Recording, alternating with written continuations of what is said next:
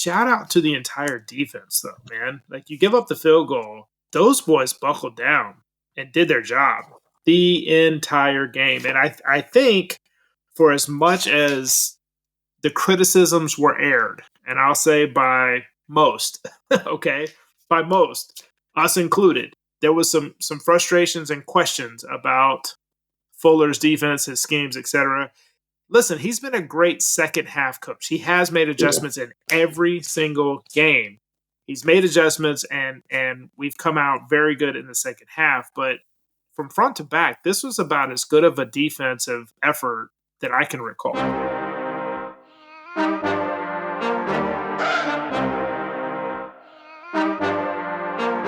It's third and Nole. We came together, all three of us reaching for one common goal. This is our show. Listen, you might get perspective of something that you didn't know.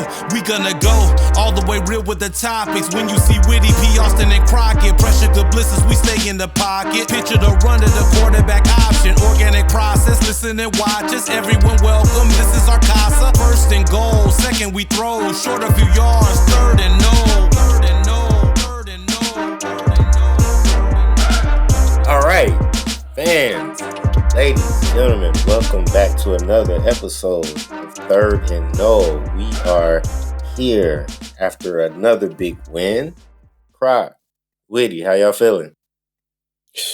6-0. I mean, how else can we be feeling? Gators barely held on. I was hoping and praying they lost.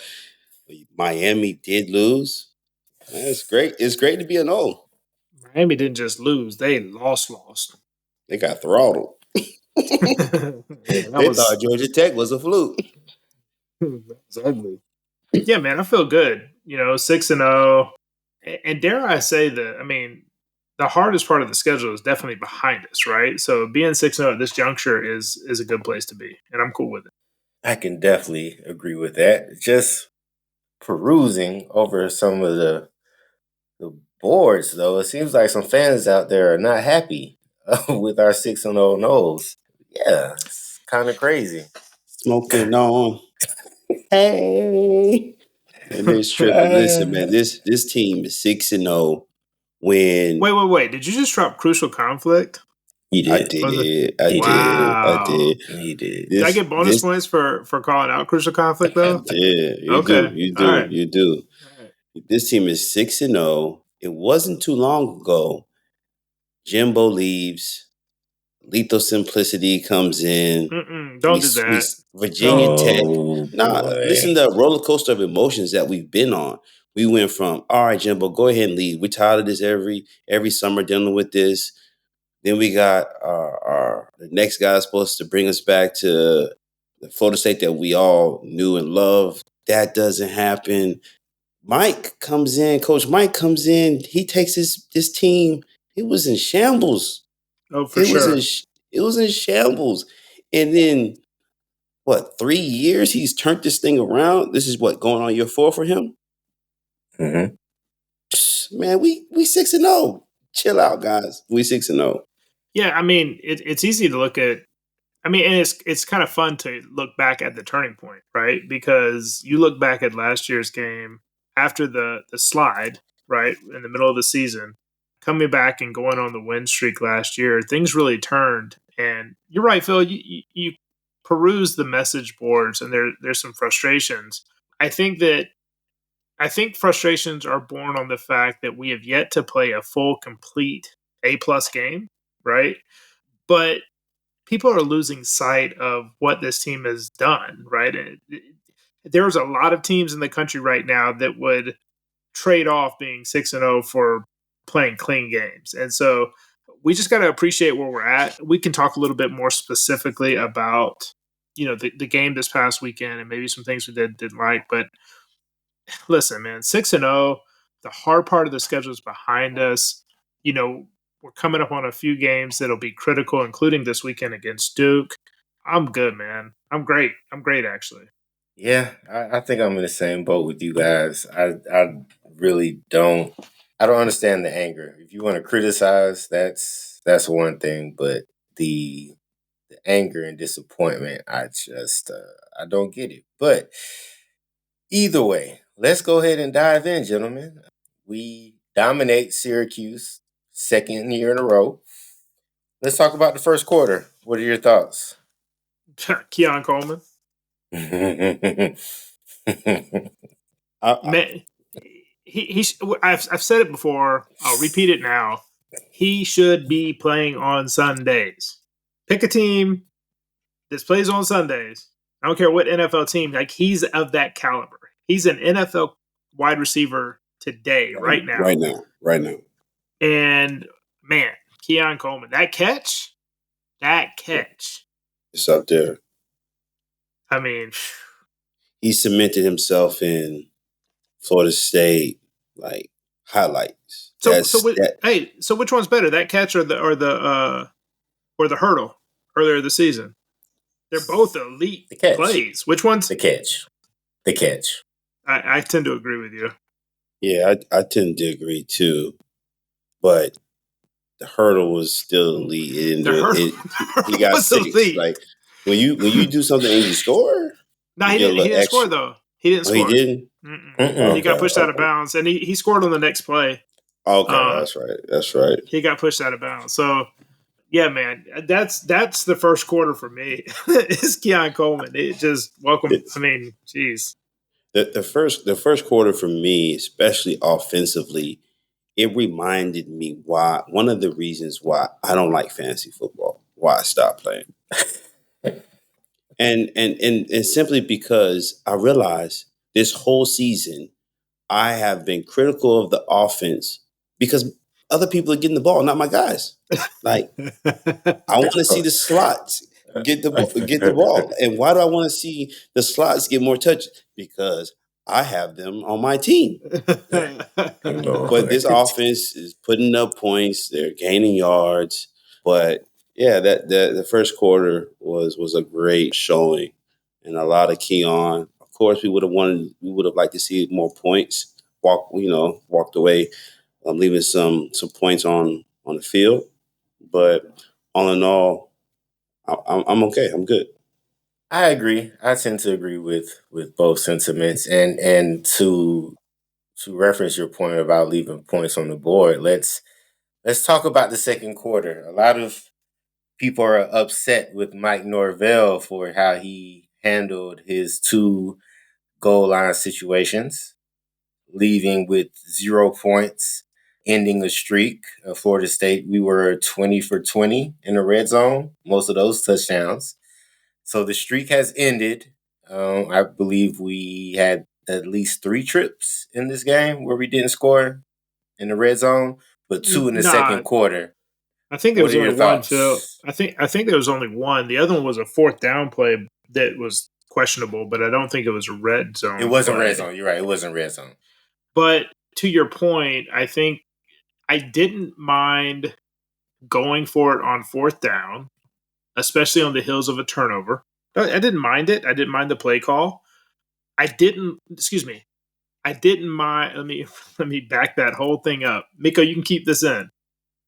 I was okay going for it in 4 attempts. I did not like the sequence of play calls that were utilized in those 4 attempts, if that makes sense. So that's where I'm at. I did not like the sequence of play calls, but I was absolutely okay with attempting it. I mean, it was a freebie. You did a fumble recovery, got the ball inside the 10-yard line. Go for it. Just go ahead and try to get the 6. I just didn't think that I didn't like any of the play calls. I didn't like any of them. What was the first 4th and goal play? It was the first play. Was that a pass to? I think the first one was an incomplete pass to Morlock. Yeah, I didn't like that. I didn't like that at all. I love the aggressiveness. I think it was the right decision to go for it on all of the 4th downs. But yeah, I didn't like that play call. I didn't mind the Wildcat, but the pass, I didn't like that at all. I'm with Whitty. I didn't like the sequence. If you're going to be aggressive and almost signal to the world you're going for the kill shot early, then be all the way aggressive. Like, don't be halfway aggressive. You're aggressive and going for it, or pretty much making it known we're we're 4 plays, we're scoring or we're not. But essentially, you don't really try to get the ball to your playmakers 4 times in a row. Like a jump ball to Morlock. I mean, we haven't thrown that to him all season. And so I definitely didn't like that. On the other, no, the other one on the 4th and 1, the Wildcat with Jaheim Bell, I didn't like it. Like they weren't set, they weren't ready. They were rushing to get the play in and beat the clock. And it's just it was bad. It was bad. Here's the thing about that one. I didn't mind going for it. I think you have to go for it. I didn't mind going for it. I didn't mind going for it. I didn't necessarily mind the formation and who we had in positions to do it, right? Let's not forget, Jaheim Bell played a lot of running back last year and is a big dude that you expect to get a yard. Okay. Mhm. I think he got, and I think Norvell even mentioned this. He admitted it. I think it was a little too cute because Jordan Travis can do that. It's not like Jordan Travis is. If Tate Rodemaker were our starting quarterback this year, that becomes a much more palatable play call, right? If Brock Glenn was our because I guess we don't know what his running ability is, but the point is we know that Jordan Travis can get that. So I think you got a little too cute. I mean, I'll play devil's advocate. What happens if we get that first down? Then it's really a non-issue, and it's something else other teams have to prep for. Now, other teams are still going to have to prep for it. They've seen it. We put it on film, but I didn't like the execution. They need to go back and practice it more because it did not look good, to your point. It looked rushed. It looked hurried. It did not look like a comfortable play. It didn't look like anybody felt comfortable with doing it because they also had DJ Lundy in there, right? Yep. At first, I didn't even recognize when I saw DJ Lundy come in the game. I thought it was going to Lundy. I thought it was going to be like a fullback dive to Lundy. Right. I didn't realize at first until right before the ball was snapped that it was Bell in the Wildcat and Jordan out wide. But I did see Lundy in the game. So, okay, you bring Lundy in the game. You got Bell in the Wildcat. Again, teams are going to have to prepare for it now, but we have got to practice it more to show more comfortable in the execution because it was not there, and it failed. Right. I agree. And let's be honest. I think, and this is just an honest critique. I don't think run passing is this team's. Run blocking is this team's strength. This O-line strength. I think they are really good at pass blocking, but just moving the line of scrimmage, haven't really seen a lot of that. And so when you get down on that goal line, it's either going to be speed, trickery, or line up and just hit them in their mouth. And I would have liked to see that play work. I love that we threw it out there for teams to have to plan for it. But hopefully, as the season progresses, and we're going to see this O-line kind of gel a little more. And we also played some very good defensive fronts to start the season off. So I think it's good to get a little breather when it comes to the talent up front that this O-line is going to face this next game or two. I don't know. I agree. But because of that, what the things you pointed out with our offensive line, to me, it just always makes sense to put the ball in 13's hands in the run pass option and say either go get me this yard or they're going to spy you and hit somebody for a quick 3-yard, whatever. Because, we probably have the second best defense we're going to see all season coming into Dope this weekend. So it's going to get interesting. It's going to get very interesting. And I do think, but Duke, I don't know if it's talent-wise that they are playing good defense versus all bought in the scheme. Does that matter? Well, it does from the standpoint of being able to move somebody. I think when we look at LSU, I think when we look at Clemson, the talent across from us was as good or better. I think they may throw some challenges in some other areas. Maybe, they make things difficult for Jordan.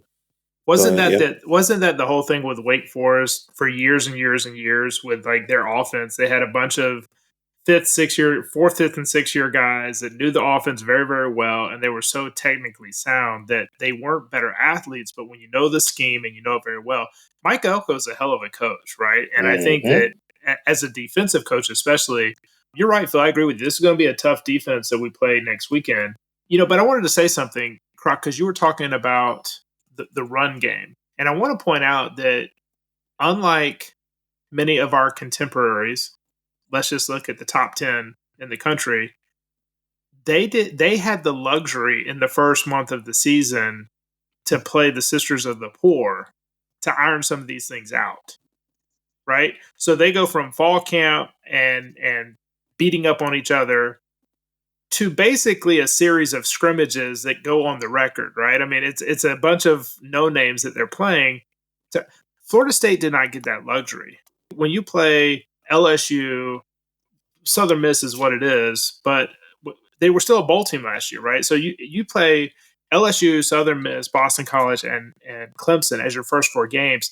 You didn't get the luxury of getting those. Let's get these the wrinkles ironed out in our offense. Luxury that many of our top 10 compatriots did.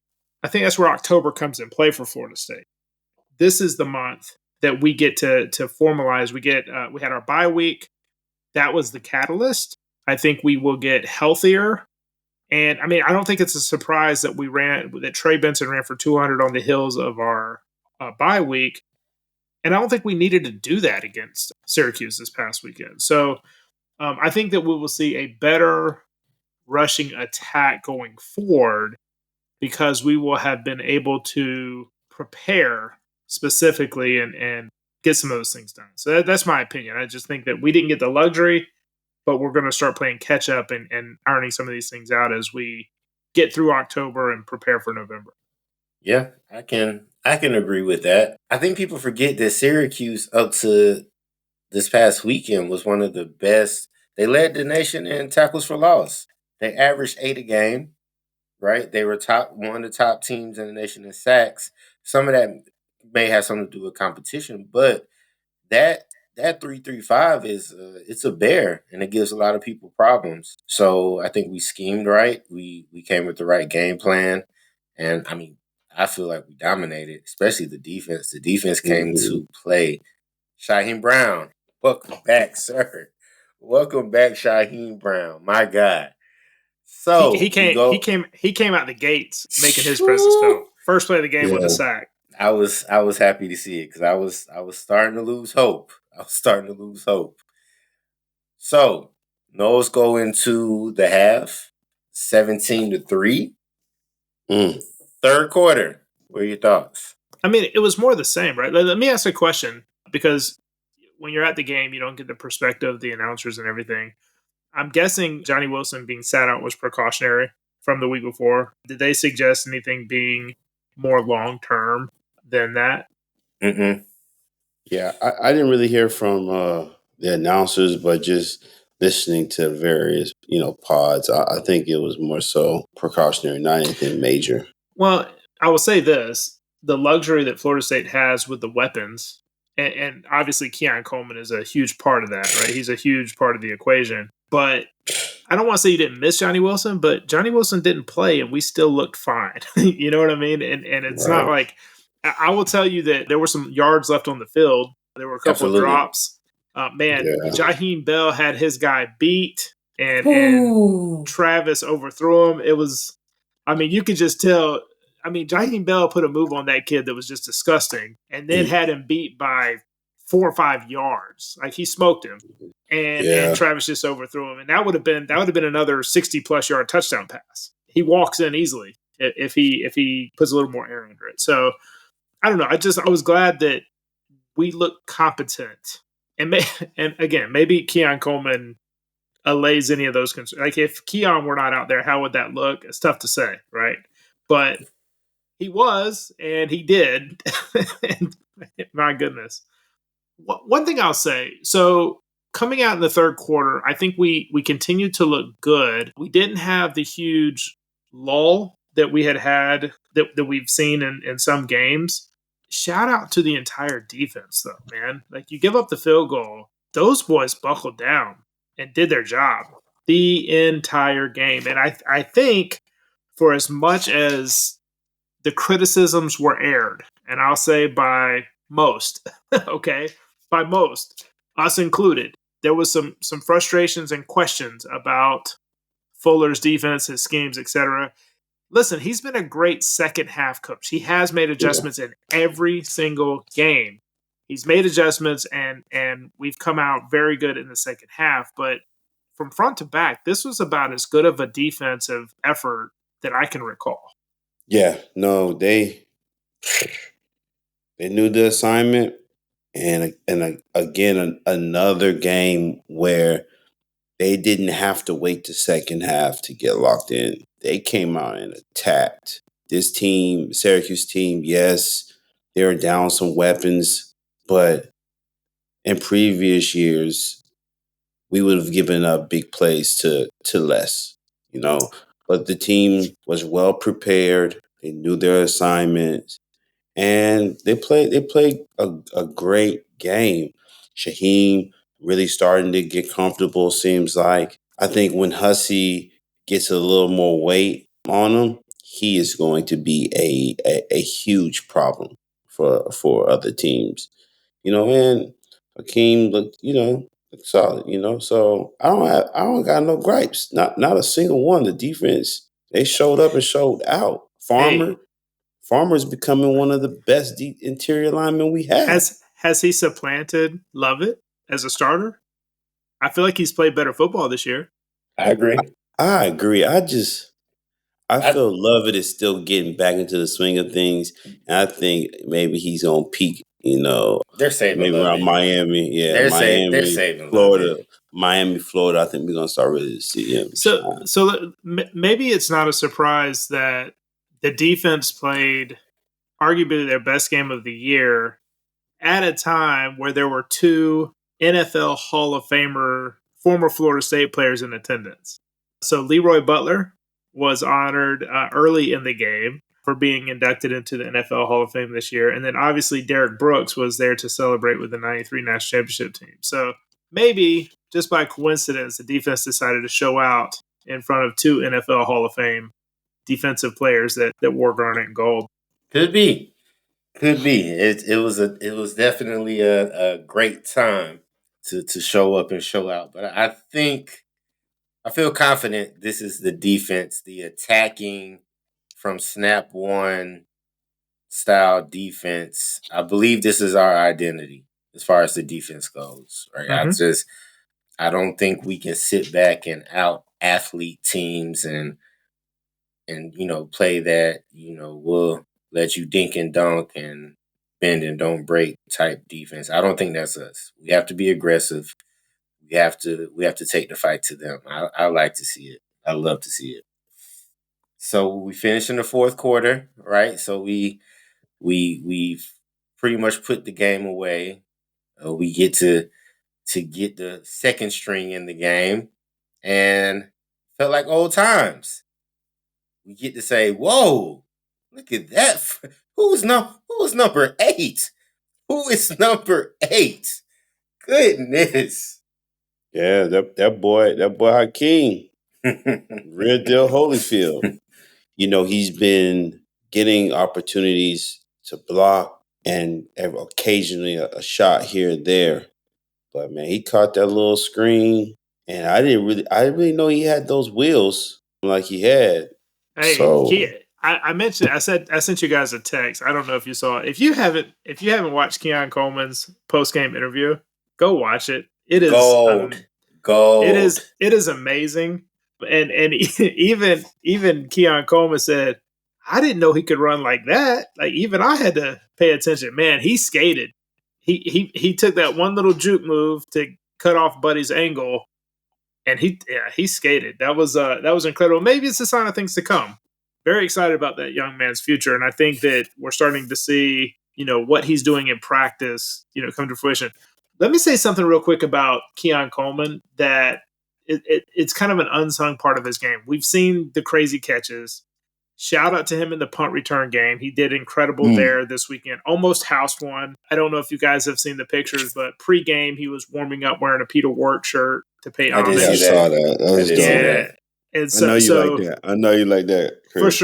For sure. So you could tell the will to try to get in. The one that he almost took back, where he landed on top of a guy and he tried to roll off. He tried to pull his best Lawrence Toafili impression. Right. But you could tell the will to get in was so big. But let me say something. He had a block this weekend where he absolutely decleated a guy. And it was on one of the long runs. I don't remember if it was Toafili's or it was somebody had an incredible run. Let's do a couple things, man. Let's look ahead at Duke. Is their quarterback going to play? So, hey, listen, wait, before I say that, all three of us played basketball. I played pretty competitive basketball as an adult. You guys played collegiate basketball. A high ankle sprain is no joke. At all. I'm suiting up. If I'm him, I'm suiting up. As a fan, last year I would say I want to beat them at their best. This year I don't care. Just win, baby.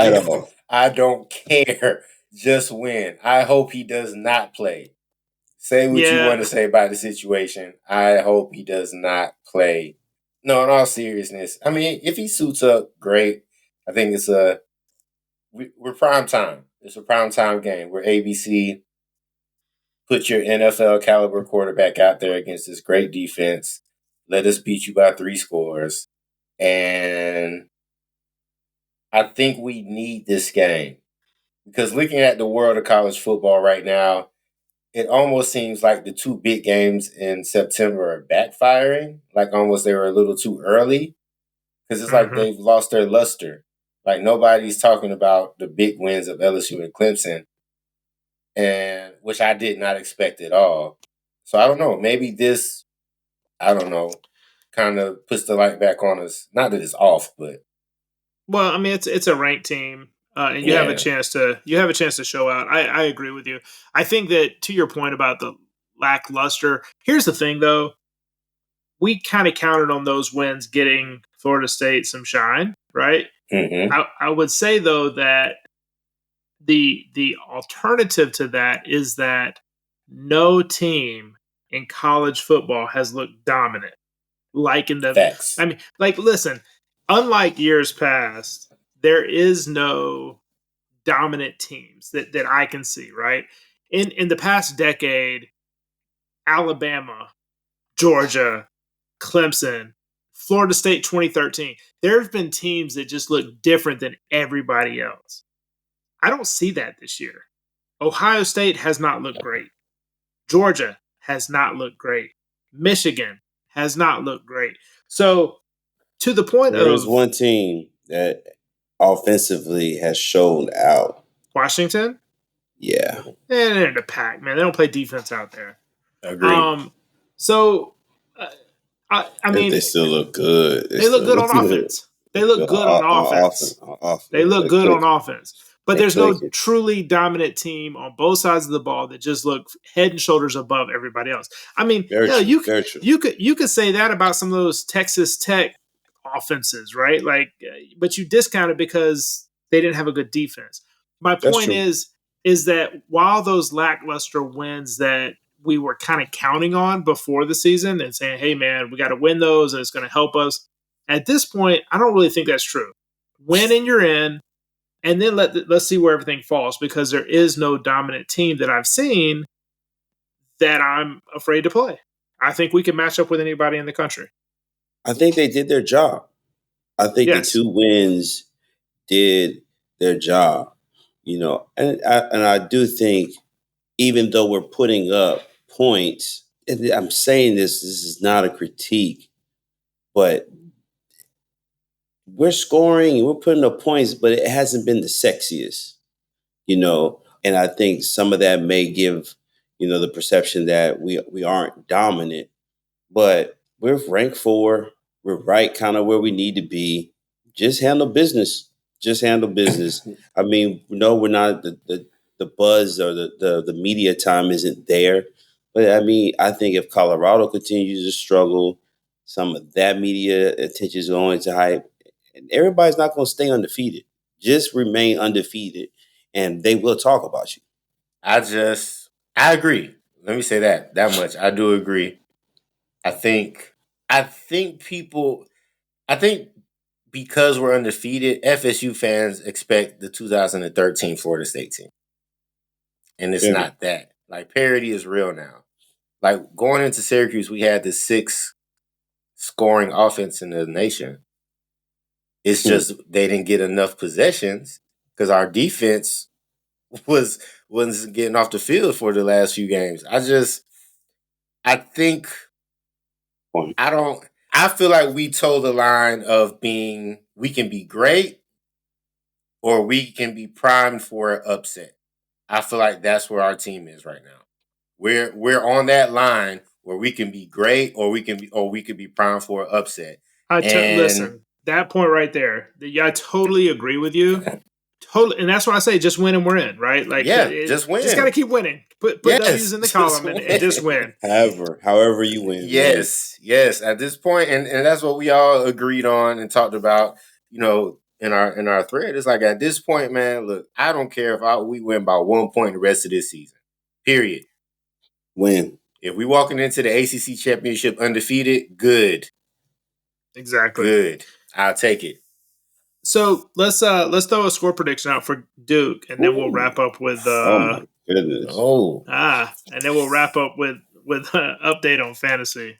So I'll go first. We know that Florida State has got the streak of 30+ wins or 30+ points in a game. Mm-hmm. We know that Duke's defense is very, very good.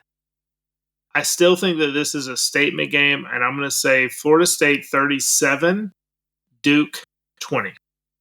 And I think that also happens to be right in line with the spread. I think the spread's 17. What was Florida State score? 37-20. Okay. Phil? I'm going 31-10. 31-10. Took my 31. You took my 31. Yeah, like, you can't say 31. I like to be in my own lane, but that's what's gotten you in trouble thus far. Just gotten you in trouble this far. JB1 was definitely your own lane. I'm trying to tell you, boy. HOV lane. Here we go, fabricating the truth, stretching the truth. Oh man! Florida State has scored 31. In 2 games thus far. Boston College 31, Clemson 31. Why not do it a third time? I'm going to go 31-21. 31-21. I think this Duke team is a collective team, and I think they find a way to stay in the game, to just nag us just enough. I hope not, Croc. I hope not. I think this is a game that Florida State on national television can make the statement to start people talking again about Florida State. It's crazy, man. We're a top 5 team that's not getting talked about. Isn't that kind of wild? I don't think any top 5 team is getting talked about. No, I mean Georgia, Michigan. I still don't think they're getting the hype that previous years have gotten. I think this Colorado spotlight takes a lot of attention from. Well, they deserve a lot of attention. They deserve a lot of attention after last week. Yeah, that was. And they're still getting the same attention. You know what? I'm not even speaking on it. I think that's why we're not getting the attention. Colorado is taking it. Just win, baby. That's all we have to do is win. 31-21. I want to go higher. But this Florida State team, they just whenever I go high, they always go underneath. So I'm just gonna play middle. I really thought they were gonna hang 50 something on them boys last week. And they could have. And they could have. 41. Oh, I'm not mad. I'm not mad at the 41. But I wanted 50. I wanted to really just throttle them. Just greedy. I was very greedy. Guys, let's close out. Let's do a quick check-in on our fantasy. I'm going to do a quick recap. Hang on 1 second. Showed up. Yes, they did. Hey, listen. Now you want to do fantasy. Hold on. Yeah, I mean, hell yeah. I had Keon Coleman on my team. No, for real, though, let's do a quick recap of who is on whose team. I mean, here we are halfway through the season, right? Wait, let's do a quick recap. Do you get points for Keon Coleman's punt return yards? No. If he had housed one, I'd have got a touchdown out of it, but I did not get any. I know. All right. So, real quick, Croc, your team consists of Trey Benson, Kyle Morlock, Destin Hill, Pat Payton. I'm good. I'm okay, bro. Hold on, man. It's a game of runs. Come on, Phil. I'm talking. Trey Benson, Kyle Morlock, Destin Hill, Pat Payton, Darian Williamson, Renardo Green, Kalen DeLoach, Greedy Vance, Jarian Jones, Dennis Briggs, Deuce Spann, CJ Campbell. My team. CJ got some touches. He did. He got you 1 point. Keon Coleman, Jaheim Bell. I don't know how Phil is laughing. Like the last 2 weeks, your points have been abysmal at best. My last 2 weeks, I've been in second place. Shut up. Yeah, last week I didn't have anything. It still was low. Let's get the team. The number was low. Can he finish? Can I please? This is exactly what my dad was talking about. We get unprofessional as soon as we get to. It's you. It's not me. It's not even we. It's you. It's you. All right. Keon Coleman, Jaheim Bell, Winston, right? Keziah Holmes, Braden Fisk, Fentrell Cypress, DJ Lundy, Marcuston Douglas, A.Z. Thomas, Byron Turner Jr., Akeem Dent, Hakeem Williams. Phil has Johnny Wilson, Jared Verse, Toa Philly, Kentron, Shaheem Brown, Rodney Hill, Tatum Bethune, Fabian Levitt, Kevin Noles, Josh Farmer, Preston Daniel, and Ashton Barker. So, I'm going to tell you, it's kind of weird. There's a discrepancy between PFF and ESPN. I had used PFF before. I actually went back to ESPN this time. It didn't matter because it's uniform, right? Like, as long as everybody's being on one or the other for that game. But there was some that just showed, like, it did not show, for instance, Pat Payton had a pass deflected, right? He jumped up at the line and swatted the ball down. He did. PFF didn't reflect that. ESPN did. So I kind of tended to think that the ESPN scores were more truly representative of what happened. So anyway, third place this week, and still back where he belongs. That Croc had 41 points this week. That's loaded with shade. And back where he belongs. Wow, hey, that's crazy. Man, we had 3 weeks of just extra shine. So, that's crazy. Phil, you were in second place. Oh, wait, hold on. Croc, your high score, you had 2 people with 8. Kalen DeLoach and Trey Benson. Each got you 8 points. Tough. It was a bad week. Hey, but your low score of 41 was almost triple my low last week of 15. So, there's that. Phil, you had a pretty decent week considering Johnny Wilson was not playing. You had 59 points, led by 17 by Toa Philly, and Shaheem Brown got you 19. So that's right. Big money. And Farmer in Farmer got you 13. Let Chris do his thing, man. Stop interjecting, man. Now he won. Yeah, Farmer did get you 13. So that was a good week for you. I had 78 for the week. And really, I think Keon Coleman had 76 of that. No, just kidding. He had 29 points. Jaheim had 12, and Hakeem Williams had 11. With his little does have Hakeem. I do have Hakeem. So that brings our season totals thus far. Croc's still in the lead. The gap is narrowing, however. So gap is narrowing. That's all I need to hear. Croc is at 321. No. That's not how you introduce me. And still. Oh my Okay. And Okay. still. Listen. You know what? And still in the lead, Croc has 321 points. I'm in second place with 308. And Phil has 272. So the gap is definitely closed. Let's go. And still in third place. Respond, baby. Respond. Let's go. Respond. So, the second quarter is over, baby. We're here. It's third quarter. Let's go. Respond. Let's go. all right, guys. Well, another great chat together. Listen, one more call out for those. Please send us some feedback via email. We did get a couple. We'd like to hear from more people, and we still have a giveaway. So we'll take everybody who responds to us. We appreciate anyone who has gone in and done the favor of doing the whole like and subscribe to the YouTube channel. Everything is linked from the YouTube channel, so you could go to that and then pick up the Spotify or the iTunes or whatever. But please, feedback, just anything that you have to say, good, bad, or ugly, we would appreciate it. And again, we do have a giveaway that will be on the back end of that feedback. So that's it for me, guys. Close me out, Croc. Let's do it. And still 6-0. Still 6-0. It's great to be a Nole. Third and Nole. Out.